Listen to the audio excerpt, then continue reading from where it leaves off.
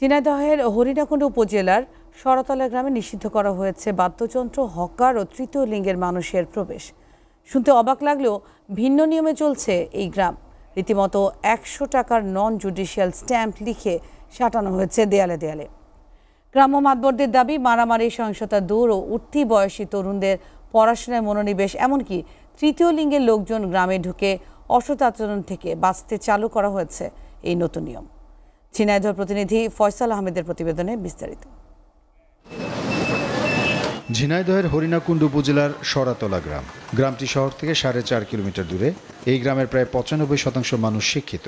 শিল্প, সাহিত্য, ক্রীড়া, সংস্কৃতি এবং ইতিহাস ঐতিহ্যের কমতি নেই এখানে। গ্রামের বিভিন্ন বাড়ি ও ব্যবসা প্রতিষ্ঠানের দেয়ালে দেয়ালে সাঁটানো রয়েছে নন জুডিশিয়াল স্ট্যাম্প। এতে বড় হরফে শিরোনাম, বাদ্যযন্ত্র ও হকার নিষিদ্ধকরণ নোটিশ। যারা এই নিয়ম ভঙ্গ করবে তাদের বিরুদ্ধে আইনগত ব্যবস্থা নেওয়া হবে। একই সাথে 4,000 টাকা জরিমানা করার কথাও বলা হয়েছে ওই নোটিশে। তবে বর্তমানে নোটিশ তুলে ফেললেও সমাজপতিদের জারিকৃত আইন বলবৎ রয়েছে। বিধি বহির্ভূত এমন কর্মকাণ্ডে গ্রামের অনেকে সমর্থন জানালেও ক্ষুব্ধ বেশিরভাগ মানুষ। আমাদের গ্রামে বাদ্যযন্ত্র, হিজলা এবং সাউন্ড বক্স বাজানো নিষেধ করা হয়েছে। কেউ নিজ উদ্যোগে যদি এই বাদ্যযন্ত্র বাজিয়ে থাকে তো তার বিরুদ্ধে আইনানুগ ব্যবস্থা নেওয়া হবে এবং জরিমানার একটা প্রথা চালু করা হয়েছে। আমাদের গ্রামে যে গান বাজনা এবং মাইক বাজানো বন্ধ করাতে এতে আমরা খুশি। এই নিয়ম জারি করা ব্যক্তিদের সামাজিক রীতিবিরোধী আখ্যা দিয়ে তাদের বিরুদ্ধে আইনি ব্যবস্থা নেবার দাবি সাংস্কৃতিক কর্মীদের। বাদ্যযন্ত্র, কোনো গ্রামে বাদ্যযন্ত্র বাজানো যাবে না, কোনো হকার ঢুকতে পারবে না এবং তৃতীয় লিঙ্গের কোনো মানুষ সেই এলাকায় তাদের কর্মকাণ্ডটি পরিচালনা করতে পারবে না। এটা খুবই দুঃখজনক। খবর পাওয়ার সাথে সাথে আইনগত ব্যবস্থা নেওয়া হয়েছে বলে জানিয়েছেন পুলিশের এ কর্মকর্তা।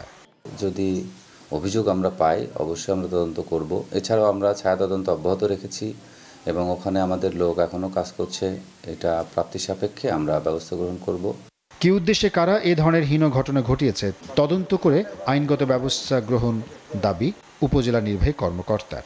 শরতলা গ্রামে আমরা বিভিন্ন দেওয়াল, চায়ের স্টল বা অন্যান্য অনেক মাধ্যমে আমরা দেখছি যে এই ধরনের নোটিশের ফটোকপিটা সাঁটানো আছে। সেই ফটোকপিগুলা দ্রুত অপসারণ করার জন্য আমি অফিসার ইনচার্জ মহোদয়কে অনুরোধ করেছি এবং সেই অনুযায়ী আমাদের কার্যক্রম চলমান রয়েছে।